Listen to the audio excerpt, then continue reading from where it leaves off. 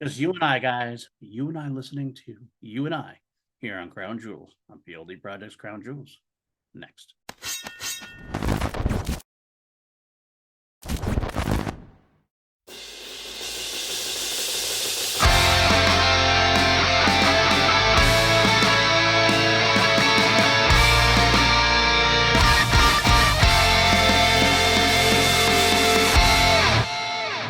What's up, everybody? Welcome back to PLD Projects Crown Jewels. I am your host, PLD, and welcome to the podcast where I'm going to take you through every single song in the Queen catalog, including solo ventures. We're going to listen to every song, every version, and just figure out which version is the best version of the song or the Crown Jewel version of the song. I'm going to give you some history, and then we're going to see if the song hits my top 10 Queen songs of all time.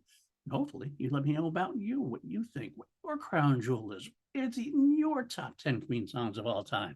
Well, this week we have only two versions to listen to of the song. We have an album version, we have a convention demo. Now, of course, if you've listened to me before, you know what a convention demo is. It's a demo that's played at a fan club convention, and it's got a very bad quality and has Greg Brooks saying over the top of it, property of Queen Productions. So there's no chance in hell I'm ever going to let a convention demo be the crown jewel because it's just not quality wise good enough for me. But it's still interesting enough to listen to and talk about. So that's two versions to listen to this week of the song You and I. Now, You and I is a song written by John Deacon. This is John Deacon's sole credit on Day at the Races, and it features Freddie on lead and backing vocals and piano, Brian May on guitars and backing vocals, John Deacon on bass guitar and the acoustic guitar as well, and Roger Taylor on drums and vocals. Now, I do have some notes and quotes on You and I, but I think we should get right into listening to it. How are we going to do that? I don't want to get struck. Well, it's easy. In the description below, I put links to YouTube videos of the said song and that said version. So what we're going to do is I'm going to have you pause the podcast, click on the links below, one at a time. We'll come back, we'll talk about it, then we'll click the next link and talk about it. So the first one we're going to listen to is the album version, the original A Day at the Races version. Pause here, click on that link, come back, we'll talk all about it.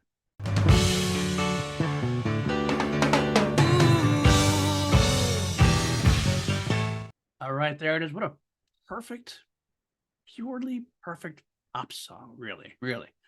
What a song. Unfortunately, the song never played live.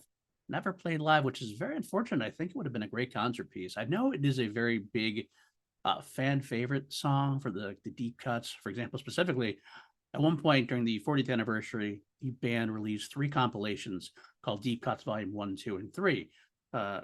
Deep cuts that were not singles from the first batch of albums, second batch of albums, third batch of albums. Fans were actually pretty upset that this wasn't included on Deep Cuts Volume 1, as they thought this was a perfect place to get a highlight for this particular track. But oh well. Two quotes from Freddie Mercury on this song. In the interview with Kenny Everett, he says, "That was a track by John Deacon, his contribution to the album. His songs are good and getting better every time, actually. I'm getting a bit worried, actually. He's sort of quiet. Loads of people think that, but don't underestimate him. He's got a fiery streak underneath all that. I talk so much anyway, he likes to let me do all the talking, but once people crack that thin ice, then he's all right." And then later on in Circus in 1977, it's very John Deacon with more raucous guitars. After I'd done all the vocals, John put all these guitars in and the mood has changed. I think it's the strongest song to date. I actually agree. I think it is the strongest song to date so far. It's like I said, it's a really perfect pop song. Nice simplistic piano play. It's kind of like is the basis for the track. John has a very moving bass, like he doesn't like to sit still, never did. But particularly on his own songs, I think he likes to move even more. I love Roger's fills over the top, adding a little bit of texture. The big Queen choir has never been more, I don't know, sunny and bright, even though I know those are the lyrics. I know those kind of mean cheating there. But the choir sounds sunny and bright. It's a very up song, a very happy summer up song. I really think this is the first, I don't know if the first, but they really kind of perfect. Like this is a further step away from their hard rock roots. They're really rock and roll, heavy metal-esque prog rock kind of roots. And they take this 3-minute number, three and a half minute number, and just a perfectly created, crafted pop song. I love the walking in the moonlight moment. Seems to be a nod to the traditional Queen. A little more Brian moving guitar. You kind of hear a little bit of that old style into the perfect pop song, blended perfectly together. My favorite part of the song is the bridge. I love this song. It kind of reminds me a little bit of Billy Joel, a little bit more of a harder Billy Joel. This part more of that Queen rocking section. Brian's kind of still starting to take over just a smidge, almost like a war between John's pop sensibilities and Brian's rock guitar. Brian always wants to add more to it. Of course, John's having guitars too, so it ended up being, again, a perfect marriage. Brian still, of course, takes guitar solo and makes it just wail. And then we kind of rinse and repeat throughout the whole thing with some more choir guitars, Brian playing alongside Freddie, a little bit of a vocal guitar duel kind of thing as they play together, they take a little bit of war for which one you're listening to. And I love the ending, just you and I. And then it has this great ending bit, which is, it's surprising. There's just a little piano playing, the bass moving, it builds up quickly. The bass with the guitars coming in, the drums coming in, and it's a little like mini jam session, which doesn't really usually happen at the end of too many pop songs as it fades out, though. But what a great track. I hope you like that one. It's not typical, especially at this juncture. This is something that kind of feels like it would take place a little bit a few years down the line when Queen definitely went to more of a poppier sound. But this is definitely a hint of that direction. But some great callbacks to the older section as well. So it's a great, perfect blend between the pop and the rock. So, alrighty, let's listen to the convention demo. Again, I'm not going to put it on top, but I want you to listen to it. There's not a whole lot to it's basically an instrumental version of the track. This has some backing vocals, a little bit different. The really cool part to hear, the curious part that I would like everybody to take a listen to, is the ending. Because, of course, the ending kind of jams out a little bit different ending. Almost feels like it could have gone to a different direction. But yeah, let's listen to that.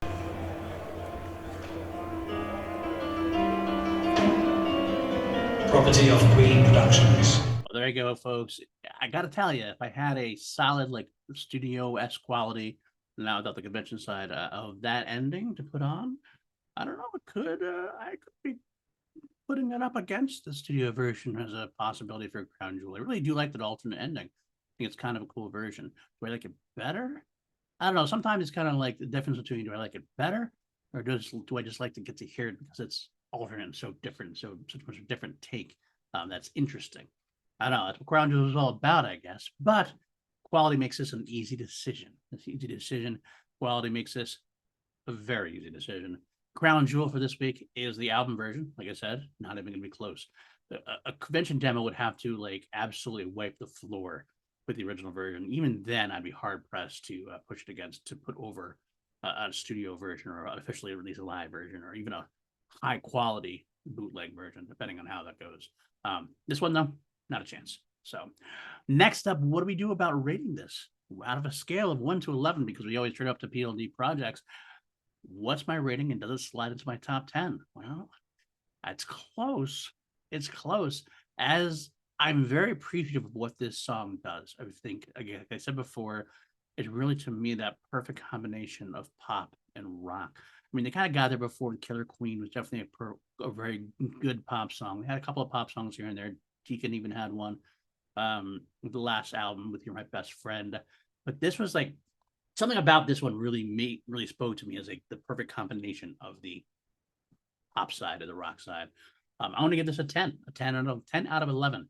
However, it does not quite make my top 10 because that's how much I love Queen. All my top 10s are 10.5 or higher, with the exception of number 10, which is Brighton Rock, which is also a 10. But I do appreciate Brighton Rock just a touch more than You and I. So You and I, unfortunately, not top 10 material, but still 10 out of 11 ain't bad, right? All right, well, folks, that's going to wrap up this episode. What's going to happen next week? Well, if we have an episode next week, we are a weekly podcast, generally speaking. However, I do have a couple of things I have to finish up on. I'm a little behind on this month's Harris Dance. A few things I have to take care of. I'm going to be doing a little bit of traveling here and there. And next week is a big episode. If this was another You and I episode, I could probably squeeze it in for sure. Next week, though, Somebody to Love. One of the biggest tracks in the Queen catalog. We do have a bunch of versions to listen to figure out the Crown Jewel. Those will take a little bit longer to get through, take a little bit longer to create. So I'm not going to promise it's next week. I'm going to shoot for it. I'm going to try for next week. If not, it'll definitely be the following week. But Somebody to Love, I can't wait to talk about that. And I can't wait to share with you some of my favorite versions of the track. I already have a hint in my head of what my favorite Crown Jewel version is going to be. because I already know I listen to one thing over the studio version every time. So that's a little hint. But either way, we'll find out more next week. If you did this your first time here, click that like, click that subscribe. Let us know how you feel. This is listening to the audio feed under Gilmore Media LLC. That's right, my new partnership with Brad Gilmore, The Boat.